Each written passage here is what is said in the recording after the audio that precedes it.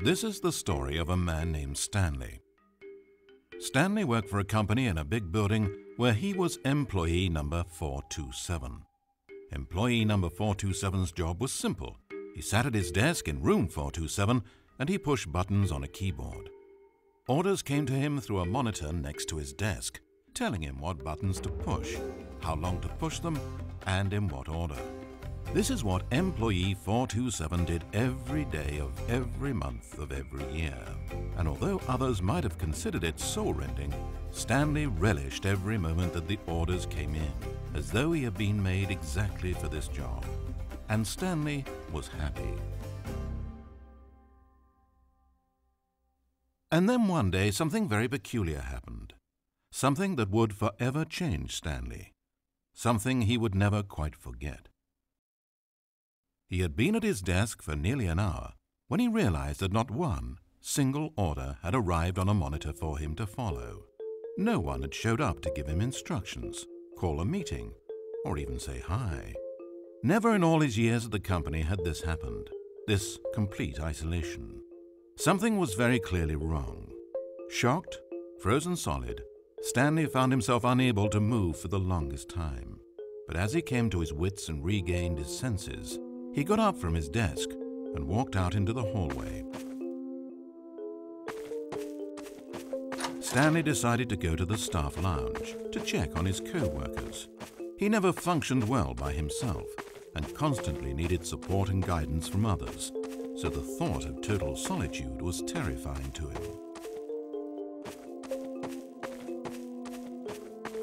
When Stanley came to a set of 2 open doors, he entered the door on his left.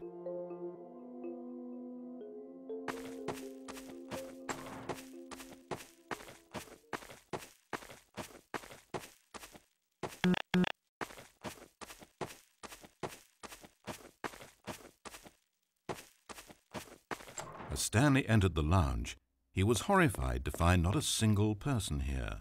He decided he would walk up to see his boss, hoping that he would find an answer there.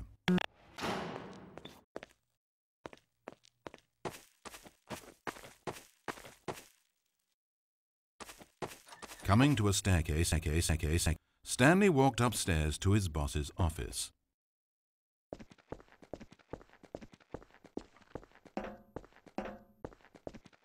But Stanley just couldn't do it. He considered the possibility of facing his boss, of admitting that he had left his post during work hours. He might be fired for that. And in such a competitive economy, was it really worth taking that risk? All because he believed everyone had disappeared? His boss would think he was crazy. And then something occurred to Stanley. Maybe, he thought to himself, maybe I am crazy. Everyone I know simply vanishing out of the blue, there's almost no other explanation for it. And a nagging fear began to creep up in his mind. Questions that had been there all along. He just hadn't put his finger on them yet. For example, why couldn't he see his feet when he looked down? Why did doors close automatically behind him wherever he went? And for that matter, these rooms were starting to look pretty familiar. Was he just walking around in circles? Where am I, he thought.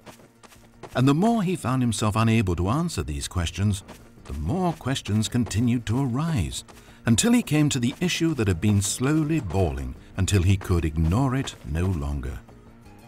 Why is there a voice in my head, dictating everything that I'm doing and thinking? Suddenly, every door slammed shut. "No!" Stanley screamed. "I need to get out of here. I need to know that there's something out there. I need to know it's not just all in my head." And he screamed and clutched at his skull as the voice grew harsher and the music in the background rose higher and higher. And then, moments before collapsing to the ground, Stanley clenched his fists and screamed to anyone who might be listening, "I'm not real! I'm not real! Don't believe any of it! None of it's real!" And then everything went black.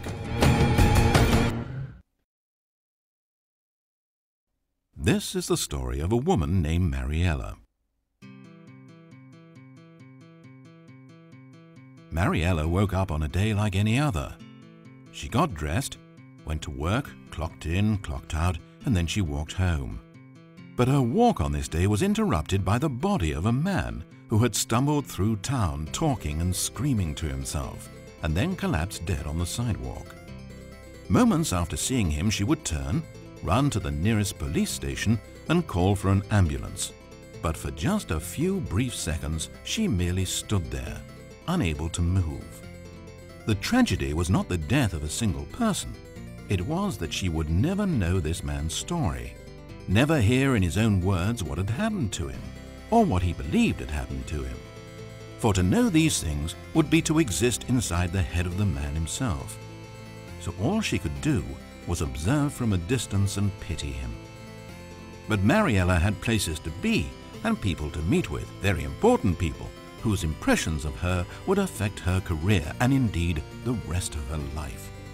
She stood there for only a moment, looking down at the body, and then she ran.